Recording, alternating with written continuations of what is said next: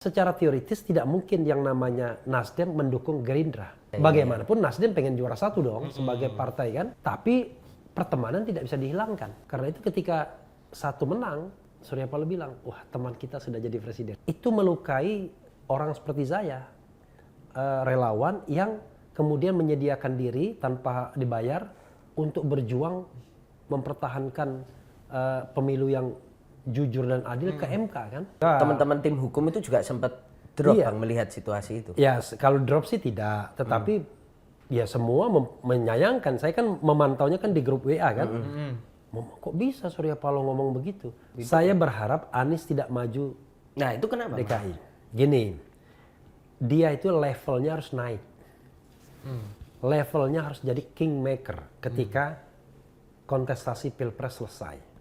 Masa dia level Anies tidak mau lebih tinggi dari Surya Paloh? Surya Paloh menjadi kingmaker sejak usia 50-an dia. Wah, udah gagah 50-an dia kan.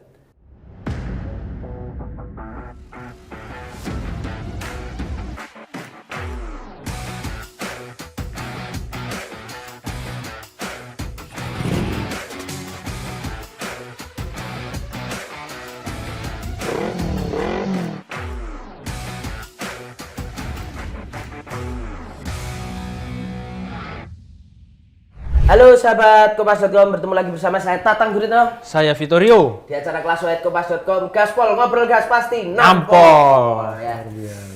Ini adalah episode. Ini Tatang Guritno nih sama Bulan Guritno apa bedanya? Nah ini kita masih Beda nasib Bang. Beda nasib lah Bang. Beda nasib dan beda clear. Bedanya agak jauh lagi. Beda clear.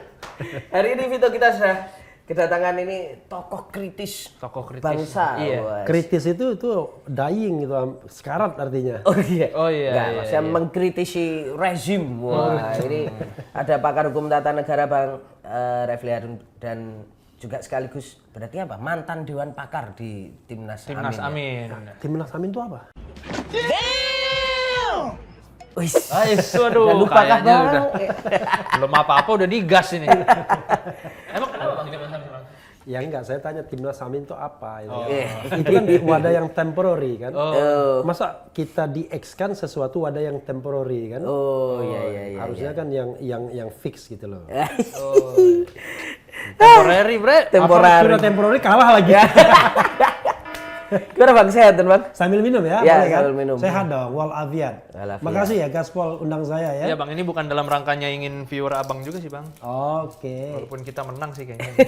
Pokoknya kita berbagi kesehatan dan Bagi akal kesehatan. sehat ya.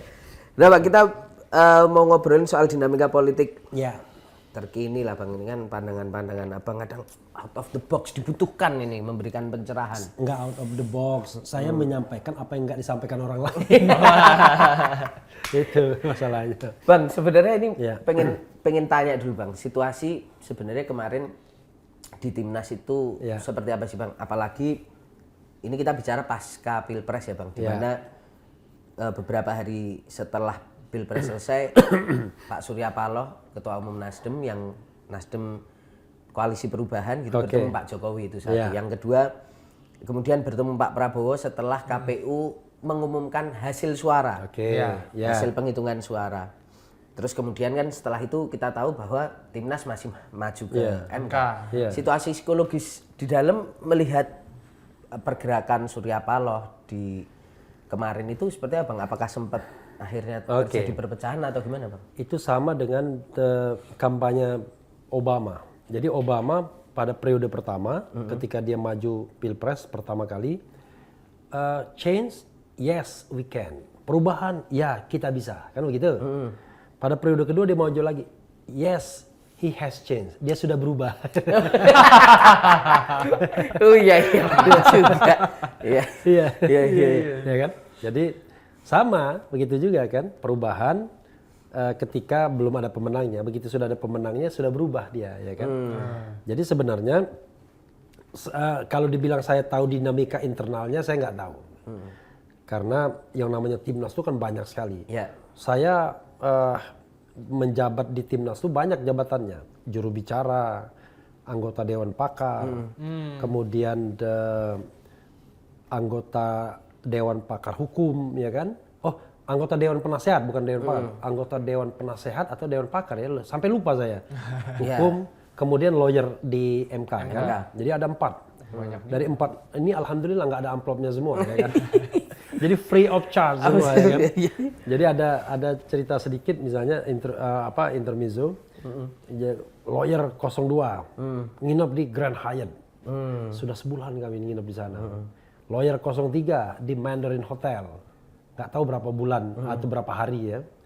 Begitu lawyer 01 dari rumah masing-masing.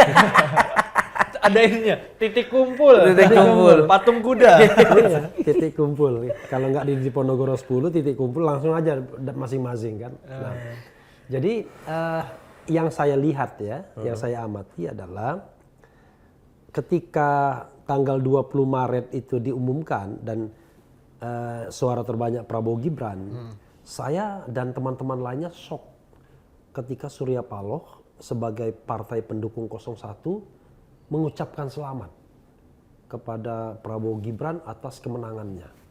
Itu bendera Nasdem itu hampir diturunkan tuh di Diponegoro 10 itu. Kan Diponegoro 10 itu pusat kantor pemenangannya, markas pemenangan Amin. Wah, mereka marah sekali. Kok bisa? Dan saya juga menganalisis, kok heran, kenapa? Karena betul memang dia suara terbanyak, tapi kan belum selesai battle-nya.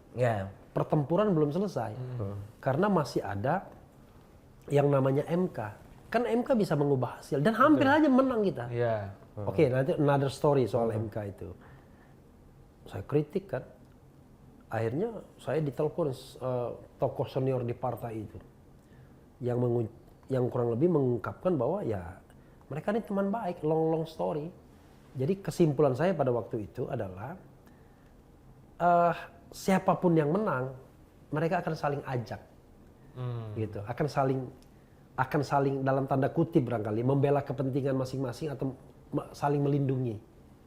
Karena itu, kalau kita bicara tentang kedekatan, kan saya bilang salah satu analisis saya ada tokoh-tokoh yang kuat di Indonesia ini, kuat karena memang senior, kedua karena duitnya banyak.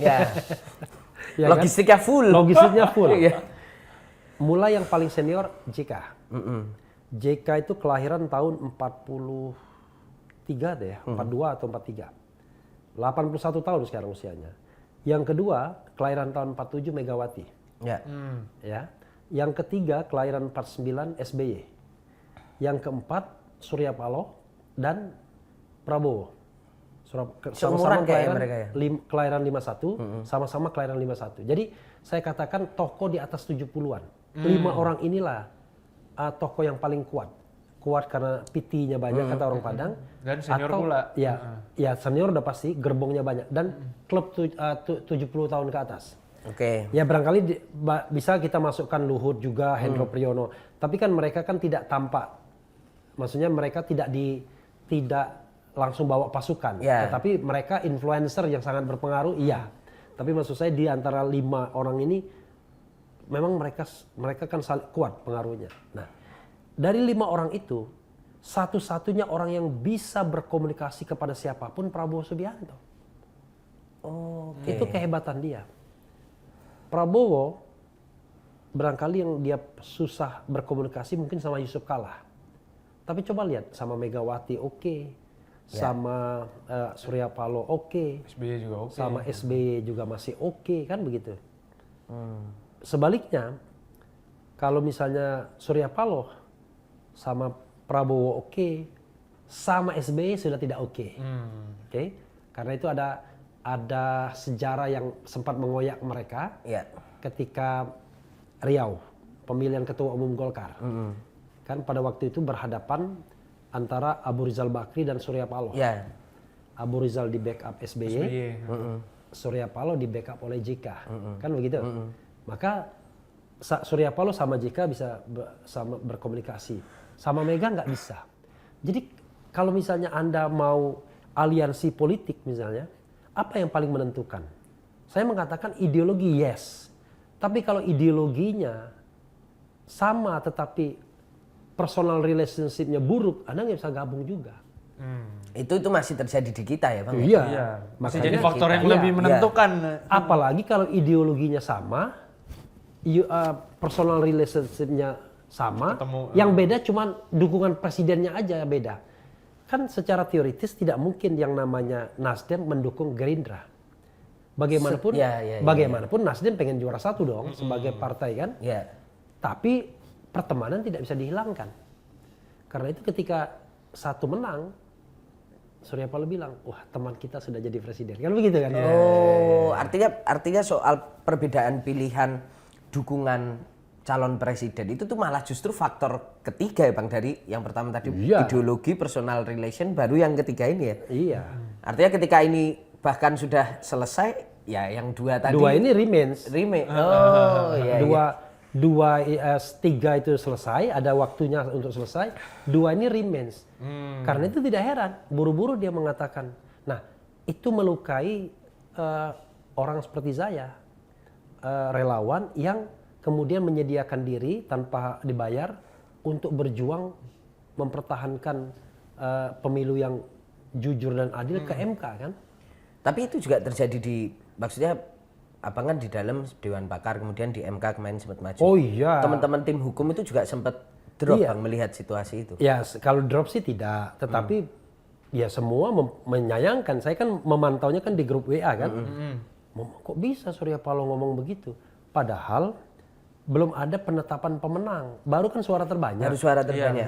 Penetapan pemenang kan baru tanggal 24 April kemarin. Setelah MK. Iya, setelah MK kan. Dan itu sudah menjadi fatsun politik. Sebelum ada putusan MK, ya Anda nggak boleh selebrasi dulu, nggak boleh susun-susun kabinet. Kita kan lucu. Iya. Sudah sempat kunjungan ke negaraan ke Xi Jinping segala kan. Iya. Orang kan bingung. Ini Prabowo datang ke Xi Jinping itu sebagai apa? Sebagai counterpart, ya kan? Atau calon anak buah, ya nggak ngerti juga kita kan? Iya kan? Iya, kan? iya. Tapi belakangan saya mikir, jangan-jangan nih analisis. Wah, kita harus datang nih ke Xi Jinping. Kalau tidak datang, bisa kalah kita di MK. Wah, sehebat itu Xi Jinping. Jangan-jangan. Jangan-jangan, misalnya. Ya, ini Iya, analisis kan jangan-jangan. Iya. Kan yang namanya geopolitik, yang namanya Cina dan Amerika selalu ikut cawe-cawe dalam. Nah, masalahnya adalah kita dalam hal proxy war ini, siapa proxy siapa aja.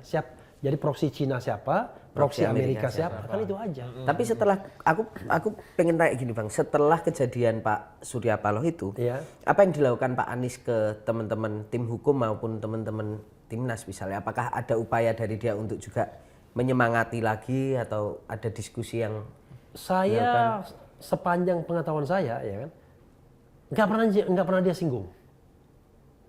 Jadi dia cuma bilang begini, kalau angket, kan kita harapkan partai politik mendorong angket. Kalau angket itu bukan di tangan kita kuncinya, di tangan partai politik. Tapi kalau MK memang di tangan paslon. Jadi paslon punya otoritas untuk menentukan apakah ke MK atau tidak. Oke. Tapi kalau angket, ya dia tidak punya otoritas. Nah dari situ saya berpikir bahwa ya Anies tidak punya kontrol terhadap partai politik. Ya. Itu soalnya. Nah ini yang membedakan ketika Prabowo misalnya didukung oleh partai politik dan dia sendiri ketua umum partai politik dan dia pun senior. Sehingga dia relatifly punya pengaruh untuk menggerakkan partai politik. Apalagi dia dibantu temannya yang namanya Jokowi. Ya kan, itu kan. Tambah dia bisa menggerakkan Teman partai itu, politik. Teman. Oh, temannya. For the time being teman. Tapi saya katakan sejak tanggal 24 April yang lalu Jokowi itu bebek lumpuh. Lame duck sudah. Jadi dia his presidency is lame duck office. Jadi sudah kayak bebek lumpuh. Kenapa? Sederhananya adalah sekarang siapa yang mau mendengarkan Jokowi lagi? Itu analisis ya. Analisis. Kan tapi pilkada masih ada lah Bang. Pilkada tuh November, 27 November. Oh setelah udah. Iya, dia nggak lagi. Pilkada 27 November. Jadi siapa yang mau mendengarkan dia dalam masa kepresidenan dia yang tinggal berapa bulan lagi? Mei, Juni, Juli, Agustus, September, Oktober. 6 bulan kurang. 6 bulan kurang kan tanggal 20 dia Iya. lengser. 5 bulan 20 hari. Tapi kalau misalnya tadi Timnas Amin itu menyayangkan Surya Paloh udah gelar karpet merah buat Prabowo, Iya. padahal masih mau ke MK gitu. Iya. Ini kan setelah putusan MK, 3 hari setelahnya penetapan. Timnas Amin itu yang saya pantau di Dewan Pakar, di Ya. grup-grup Ya. jubir Dewan ya. Pakar, jubir. Jadi tapi tidak ada pernyataan resmi. Ya. Gitu. Nanti marah lagi Kapten Saugi kan. Wah, ada kita mempermasalahkan. Iya, iya, yang iya. saya pantau dari grup-grup WA. Nah, Oke. di grup-grup WA itu dinamika psikologis juga, apakah ada kekecewaan sejenis ketika 3 hari setelah MK itu menolak, walaupun 3 hakim dissenting itu PKB juga menyambut Pak Prabowo gitu dan Iya, mengatakan sebenarnya karena kemarahan itu sudah diungkapkan pada tanggal 20 Maret malam itu dan titiknya itu turun Nadir, ya kelihatannya pada pasrah aja. Ya sinikal aja. Sehari sebelumnya Ahmad Ali datang kan, ya kan? Ke Kertanegara. Kertanegara, katanya atas nama pribadi, ya kan? Atas nama pribadi ngapain ya? Saya juga bingung, maksudnya ngapain dia datang itu atas nama pribadi? Untuk apa gitu loh? Untuk mengatakan saya siap membantu Anda atau kita nggak tahu. Ternyata besoknya Surya Paloh datang. Ya. Gitu. Ingat, Surya Paloh orang yang sangat menjaga sekali marwahnya dalam tanda kutip, termasuk kelas tinggi hati kan? Ya, gengsinya tinggi. Gengsinya tinggi lah lah ya kan? Nggak mau dia mau datang ke tempat orang. Kalau bila perlu orang yang datang ke dia. Nah, memang sepanjang hidup tokoh yang begitu hanya Megawati. Oke, yang terus bertahan Ya, yang bertahan bahwa saya tidak mau mendatangi orang, tapi saya mau didatangi. Even dengan Yusuf Kala sekalipun yang lebih senior, tetap aja dia pengen didatangi. Nah, walaupun belum terjadi. Belum terjadi. belum ketemu. Karena itu menurut saya, ya karena sudah decline mentally ya artinya mereka cuma cynical aja. Ya itulah. Itulah. Ya kan? Tiba-tiba tanggal 24 datang lagi ke Imin kan PKB. Makanya. Waduh. Tapi akhirnya saya bilang begini. Ya itulah kalau berjuang dengan orang yang menjadi mu'alaf oposisi. Mu'alaf oposisi. Iya. Jadi ini orang yang baru masuk jadi oposisi, mu'alaf dia. Kalau kita lihat PKB misalnya, PKB baru menjadi oposisi per tanggal September, per September lah. Ketika bergabung Iya, dengan koalisi. Per September 2023. Ya. September, Oktober, November, Desember, Januari, Februari. 6 bulan doang. Ya kan, relatif 6 bulan. Februari, Maret, oke lah. April, ya sampai 8 bulan, 7 bulan lah. Ya, bayi aja belum lahir. Tapi kalau mualaf oposisi gini, gimana Bang? Abang melihat seberapa jauh kita bisa berharap mereka istiqomah? Karena kan PKS juga udah istiqomah nih 10 tahun. Enggak, jadi gini, ada 2 hal yang harus kita garis bawahi ya. Indonesia ini memang reward and punishment in politik itu tidak terjadi secara baik. Reward and punishment tidak terjadi secara baik. Ya, kan orang mengatakan kalau sebuah partai itu berkhianat, dia akan ditinggalkan. Itu tidak salah, tapi tidak juga benar 100%. Oh iya. Contoh, misalnya yang paling nyata terjadi pada Demokrat. Demokrat dari partai yang nomor 1, decline sekarang partai yang paling buncit di parlemen. Iya, paling sedikit. Ya kan? Bisa jadi karena pengkhianatan yang timbul. Jenengi partai Demokrat, tapi pengelolaannya sudah tidak demokratis. Satu. Bisa jadi, ya benar-benar. Kedua, di jalur oposisi selama hampir 10 tahun, 9 tahun, tiba-tiba melipir hanya karena ya hal-hal yang menurut saya tidak prinsipil. Anda mau menghapuskan citra Anda sebagai opposition di dalam kurun waktu 9 tahun, tiba-tiba selesai dengan satu jabatan buat ketua umumnya. Akibatnya kan rakyat menghukum. Demokrat dalam posisi in between, perubahan tidak, tapi mengambil efek Jokowi juga, efek Prabowo juga tidak. Akibatnya apa? Menjadi partai yang paling kecil kursinya. Suaranya turun ya lumayan. Iya. Tapi itu dilihat dari segi punishment kan punishment yang kecil kayaknya Bang. Karena dibandingkan 2019 kan turunnya juga nggak terlalu signifikan. Iya, tetapi di tengah partai lain menikmati kenaikan. Oh iya, bacanya harus gitu ya. Iya dong, partai lain, bayang partai yang pendukung Anies saja naik. Iya kan? Naik dia. Jadi Nasdem naik 10 kursi, PKB 10 kursi, PKS 3 kursi. Nah yang hancur lebur itu memang partai pendukung Ganjar. Iya. P3 Keluar, hancur, habis, kemudian PDIP PDIP turun 18 kursi, habis Habis 128 sekarang cuma 110 kalau ya, nggak salah ya. 110 gitu. Nah, sementara partai-partai pendukung Jokowi lainnya pada naik, kecuali Demokrat turun. Nah, ini menunjukkan bahwa ada punishment di situ, walaupun tidak ekstrim punishmentnya, tidak sampai menyebabkan dia tidak lolos parliamentary threshold kan. Tapi karena banyak anomali di dalam pileg, kita nggak bisa melihat reward and punishment ini secara konsisten. Contoh misalnya, PDIP turun. Tapi apa yang menyebabkan PDIP turun? Kita juga bingung, apa yang menyebabkan PDIP turun? Menurut saya karena faktor Jokowi aja. Karena Jokowi geser. Iya, karena Jokowi geser. Jadi elemen-elemen Jokowi bergeser. Iya. Itu yang menyebabkan dia turun. Tapi menurut saya bukan punishment. Yang lain tetap sebenarnya. Ya kan? Oh, iya. Yang lainnya kan tetap sebenarnya karena elemen Jokowi aja yang bergeser. Nah, elemen Jokowi itu ternyata tidak juga ke PSI. Iya. Terbukti iya. PSI nggak lolos juga. Kan harusnya kalau misalnya dia bisa ngurangi sampai 10 kursi, 18 kursi itu ke PSI, kan nggak juga. Yang terjadi adalah paling gampang adalah ini menurut informasi yang menurut saya tidak tahu valid atau tidak. Karena yang dikontrol oleh kekuasaan itu adalah pilpres. Pileknya dilepas. Pileg tetap Pileg pasar dilepas. bebas. Why? Begini. Kalau kita misalnya mengontrol pilpres, akan sepakat semua partai pendukung. Oke? Oke. Kita menangkan Prabowo Gibran, sepakat semua. Iya. Mulai dari Gerindra sampai Demokrat pasti sepakat. Tapi kalau pileg, ayo kita dukung PSI. Iya. Nggak mungkin sepakat. Iya. Karena itu yang paling mungkin dilepas. Karena dilepas terjadi anomali.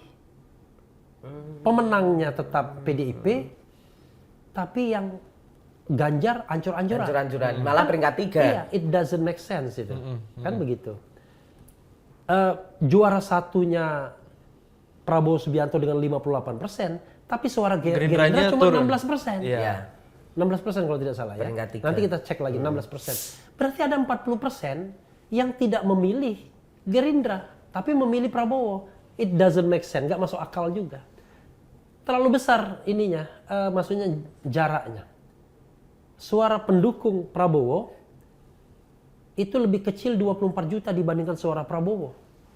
Nggak masuk akal juga. Karena itu kalau kita baca angka-angka ini banyak anomalinya. Cuma di MK, apa yang bisa Anda harapkan? Ini kan killing field MK. Dulu saya nggak terlalu percaya killing field. Saya berharap siapa tahu. Tapi setelah saya lihat, wah nggak mungkin menang. Bayangkan, soal kandidasi saja dipertahankan mati-matian, apalagi kalau sudah menang. Ya. Itu kan. Tapi kalau dari Bang Refli sendiri sekarang melihat situasinya seperti apa? Bang Refli sempat ngomong juga kalau Anies Muhaimin bergabung ke pemerintahan itu sebuah pengkhianatan. Oh iya. Wah, kalau sehari ini Sama. gimana melihat situasi itu? Hei Anies dan Muhaimin, kalau Anda gabung ke pemerintahan, Anda pengkhianat. Sama. Sawah. Nggak ada. Diulangi 100% Diulangi, sama. Iya. Nah, kenapa saya begitu? Ya, gini, ada dua hal yang menurut saya yang menjadi patokan saya. Satu, fatsun politik.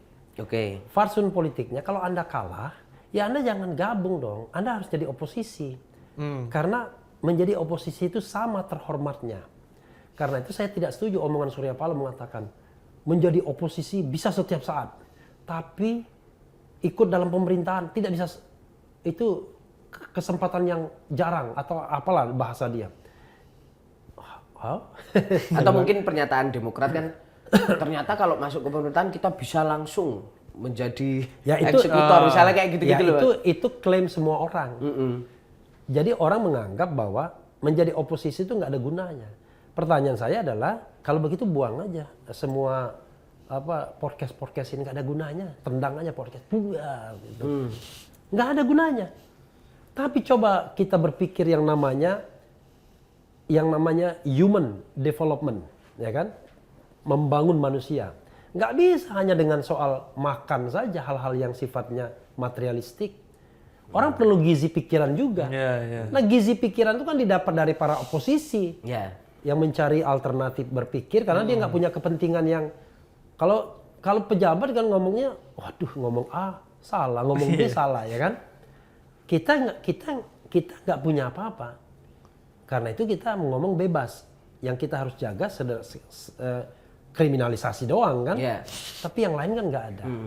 Nah karena itu cara berpikir demikian, cara berpikir kampungan menurut saya. Bahwa kalau Anda mau berguna bagi bangsa ini, Anda harus menjabat. Nanti setelah jabat korupsi pula kan kacau juga. Atau ngasih feeding ke partai-partai politiknya. Rusak negara ini kalau begitu caranya. Jadi daripada Anda menjabat tapi korupsi dan ngasih makan kepada kolega-kolega Anda dan partai politik Anda, lebih baik nggak usah menjabat. Karena Anda yang tadinya diharapkan positif malah jadi negatif. Mending kita tetap positif. Walaupun tidak secara materialistik, paling tidak kita membangun bangsa ini dari segi pemikiran. Siapa bilang orang Rocky Gerung nggak berguna? Berapa banyak orang yang dicerdaskan logikanya oleh Rocky Gerung misalnya? Ya, kan? misalnya. Iya. Coba dengarkan omongan Rocky Gerung sama omongan Presiden Jokowi. Waduh. Iya kan? Jauh ya misalnya. Jauh kan? Tapi nanti orang mengatakan Presiden Jokowi kan ada eksekusinya. Iya karena dia presiden. Coba presidensi dikasihkan ke saya. Eksekusi juga. Eksekusi juga. Ya emang tugasnya eksekusi. Eksekusi itu hanya karena Anda menjabat atau tidak menjabat. Ya. Tapi masalahnya ada orang memilih untuk tidak menjabat. Kayak saya seperti, karena saya bilang fatsun politik. Saya bilang jabatan apapun nggak mungkin saya terima. Karena fatsun politik saya adalah satu, kalau Anda kalah, Anda jadi oposisi. Satu. Oke. Yang kedua, wah lebih gawat lagi nih, dimensinya vertikal. Saya punya sikap haram hukumnya kita mengendorse pemerintahan yang diperoleh dengan cara curang. Wah lebih gawat lagi itu. Ya, mengendorse pemerintahan. Tapi kalau saudara dia minta pendapat kita, berkomunikasi, ngundang kita untuk ngasih pendapat, ya nggak boleh tertutup. Namanya pikiran harus bisa terbang kemanapun. Itu adalah bagian dari dinamika ya, maksudnya diskusi, bukan mengendorse. Iya, tapi kalau kita ngendorse dengan alasan kita perlu bersatu, perlu membangun, itu bullshit. Saya tidak pernah percaya bahwa demokratisasi dari dalam, kita gabung, itu bullshit itu, ngubah dari dalam. Bullshit semua. Semua aktivis yang masuk ke dalam pemerintahan jadi kambing layu semua. Jadi layu semua. Layu semua. Saya tidak takut nggak dapat jabatan, Mas Tatang. Sorry ya. Saya bukan anak kecil, Mas Anies. Gimana? Artinya nanti gimana kalau dari dinamika atau mungkin obrolan-obrolan di dalam, nanti Mas Anies 5 tahun ke depan. Mas Anies kan hitungannya masih belum terlalu tua kan, 2029 masih punya kans juga. Kalau ditanyakan kepada Refli Harun, kita tuh tidak boleh mengagungkan orang. Orang bisa berubah, tapi value remains. Makanya saya dengan bercanda mengatakan, Anies, kayaknya siapa Anies? Dia mau merintah saya. Emang dia siapa? Nah, Anies berguna kalau dia masih menjadi man of value. Manusia yang punya nilai. Punya value. Tapi kalau dia tidak jadi man of value lagi, nggak ada gunanya dia. Misal, terima jabatan sebagai Menteri Luar Negeri misal. Ya, misal. Karena canggih bahasa Inggrisnya juga, diplomasinya bagus, demi negara dan bangsa. Ada hal krusial bagi bangsa ini ketimbang sekedar menjalankan diplomasi luar negeri, yaitu membangun struktur ketatanegaraan yang solid, ya kan, sehingga tercipta pemimpin-pemimpin yang jujur, amanah dan lain sebagainya. Ini kan kita kan berpemilu ini hanya menghasilkan koruptor aja. Trust me, baik di eksekutif maupun legislatif, ya kan? Coba tanya anggota legislatif itu, berapa orang yang tidak korupsi, ya kan? Berani nggak dia tunjuk tangan? Saya tidak pernah korupsi. Korupsi itu baik yang kecil-kecilan maupun yang gede-gedean ya. Yang kecil-kecilan itu terima amplop, ambil, itu kan kecil-kecilan. Yang gede-gedean ada proyek namanya APBN ya kan. Proyek PT APBN itu PT semua orang misalnya. Nah, karena itu menurut saya Anies akan berguna kalau dia tetap menjadi man of value. Jadi kalau dia memelihara value-nya sampai 2029, maka masih sah barangkali kalau dia tidak ada tokolan dia untuk dijagokan. Oke. Ya. Tapi kalau dia tidak bisa memelihara value-nya, dia sudah kehilangan. Paling tidak di mata saya. Nah, pertanyaannya, kalau gitu kenapa Anda pilih Anies kemarin? Ya saya bandingkan. Ini ada Prabowo, ini ada Anies, ini ada Ganjar. You can compare it, ya kan? Mana yang value-nya? Mana yang value-nya lebih gede? Wah, tapi Anies juga begini. Iya, tidak ada malaikat di sana, tapi saya in comparative perspektif. Kita kan dihadapkan pada realitas dengan pemikiran yang jernih. Saya mengatakan Anies nomor 1, nomor 2 Ganjar, nomor 3 Prabowo. Tapi emang Bang Refli juga dapat info emangnya bahwa Mas Anies ini dapat tawaran juga untuk bergabung ke dalam. Nggak tahu, ini hipotesis. Karena kalau melihat gaya Prabowo adalah semua orang ingin dirangkul sama dia, ya kan? Cuma saya tidak melihat dia akan merangkul Anies. Belum ada tanda-tanda ataupun informasi Bukan. sampai hari ini. Karena Anies dianggap tidak penting. Iya. Tentu mungkin buat Prabowo akan lebih penting untuk merangkul PDIP misalnya karena dia besar. Kan ada Bukan gerbong. parpol, ada gerbong. Ini kan nggak ada gerbongnya. Nggak memberi insentif Lalu kemudian apapun dibilang, ya. tapi kan Anies nanti berbahaya 2020. Nggak akan berbahaya kalau pemilunya tetap curang. Jadi saya sudah yakin, kalau struktur demokrasi kita, struktur bernegara kita nggak diperbaiki, orang curang yang akan menang. Jadi nanti ada bansosisasi, kemudian pengerahan aparat, hanya minoritas hakim yang membenarkannya. Mayoritas hakim sontoloyo. Itu persoalan. Nah ini problem berbangsa yang menurut saya yang serius gitu loh. Coba bayangkan, kita ini di depan mata kita udah tahu curang yang namanya bansos, aparat dan lain sebagainya. Tapi coba lihat omongan politisi itu. Wah, seolah-olah tidak ada kecurangan dan lain sebagainya. How come? Saya tanya kepada Anda, pemilu kemarin curang nggak? Gitu. Bingung kan jawabnya? Iya. Tapi saya pastikan. Sebenarnya nggak bingung Bang kalau kamera dimatiin sih. Tapi saya mengatakan lebih berat mengatakan tidak curang daripada curang. Ya. Fair enough. Kalau Anda mengatakan tidak curang, Anda bingung gimana caranya ngomong tidak curang. Kalau ngomong curang, waduh ini ada konsekuensinya. Tapi intinya adalah sederhana. Tanyakan kepada orang, pemilu kemarin curang nggak? Dia ngomong curang. Oke, 1 poin. Saya pernah bilang sama salah satu presenter di TV, curang nggak? Curang. Oh, ngomong sama Sutjio Tejo, yang mantan wartawan Kompas itu kan. Saya bilang, Mbak gini aja Mbak. Mbak yakin nggak pemilu kemarin curang? Yakin curang. Oke. Yakin nggak kalau curangnya itu terstruktur? Yakin. Yakin nggak kalau itu digerakkan oleh kekuasaan istana? Kalau ini nggak berani jawab. Artinya dia tidak menegasikan, tapi tidak berani jawab. Tidak berani jawab. Nah, kalau lihat situasi itu, apa Bang Refli, Pak Anies tuh bakal maju lagi ya DKI? Kartunya masih cukup hidup. Saya berharap Anies tidak maju. Nah, itu kenapa? DKI. Gini, dia itu levelnya harus naik.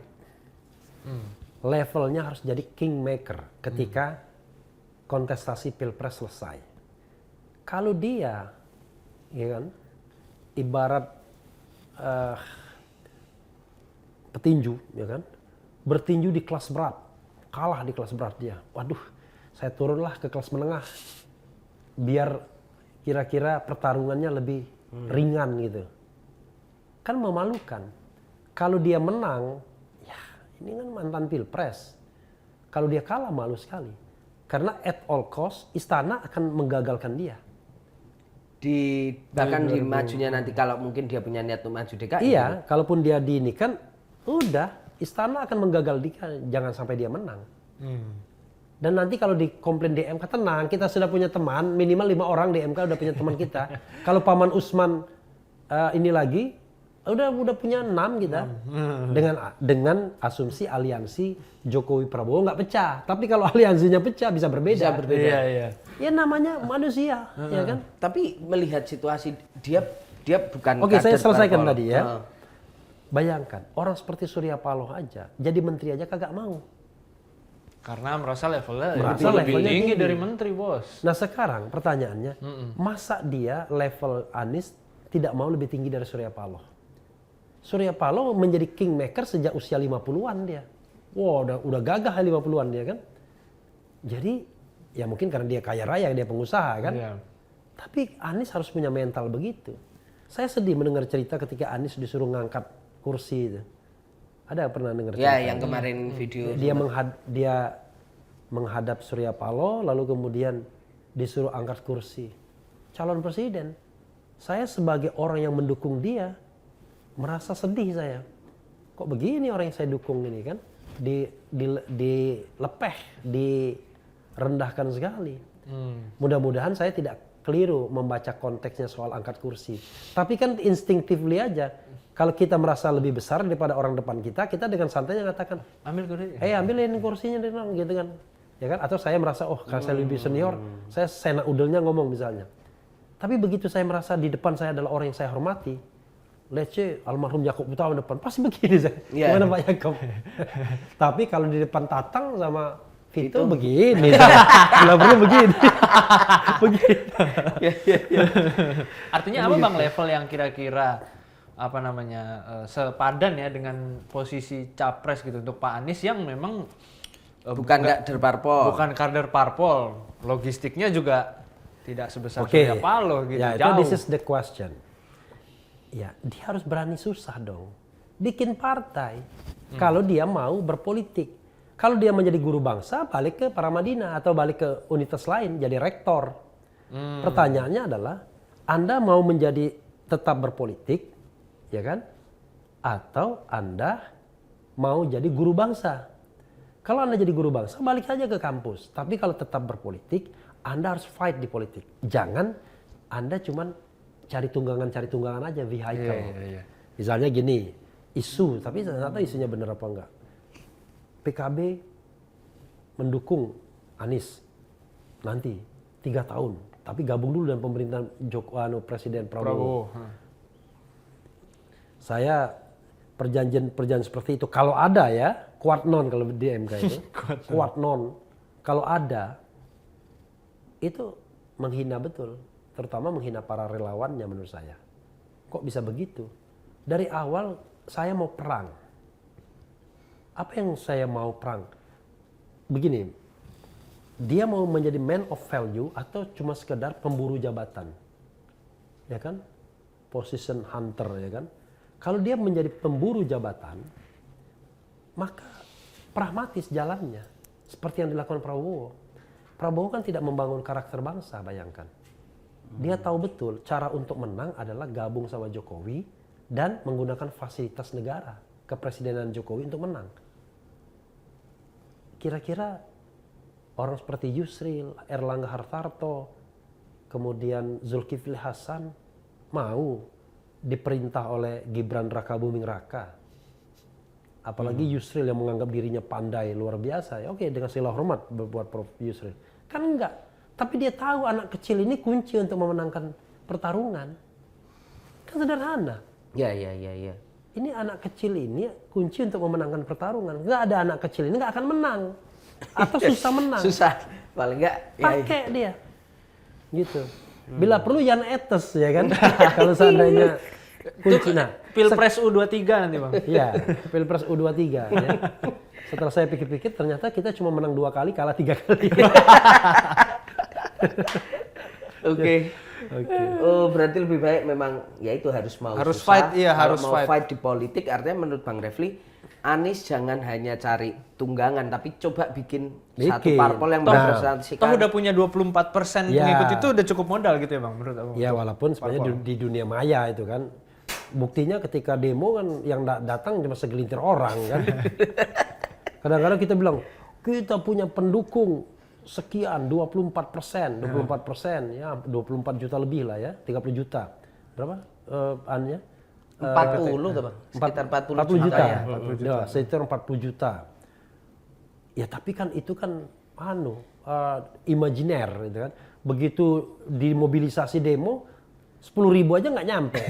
Pernah kerja Bang, kan banyak juga yang kalangan ini. Iya, tapi maksudnya itu kan orang yang memilih, tetapi tidak berarti kemudian tiket itu di tangan bahwa Anda punya pasukan 40 juta yang bisa Anda gerakkan setiap saat, nggak bisa begitu. Ya, dia pemilih tapi mungkin bukan engage. Iya, Ya, engagementnya barangkali dia tidak ini. Tapi let's say, ya kan, kalau memang dia mau bersusah-susah, ya bikin partai politik. Nah, partai politik itu ada 2. Partai politik idealis, partai politik pragmatis. Kalau Anda partai politik pragmatis, maka yang terjadi partai politik sekarang ini. Bahasanya gampang, wah ini dinamika politik. Ya bekerja sama untuk bangsa dan negara. Iya, wah kita harus bersatu untuk ini. Wah kita politik gembira-gembira, happy-happy. Happy-happy tapi curang ya kan. Itu tidak happy namanya, itu mencederai mengoyak-ngoyak rasa keadilan, sense of justice kita kan. Jadi ini bukan lagi disrupsi sudah dekonstruksi jadinya. Dekonstruksi ya. Iya. Benar. Jadi bangunan yang tadinya udah menara hancur-hancur semua.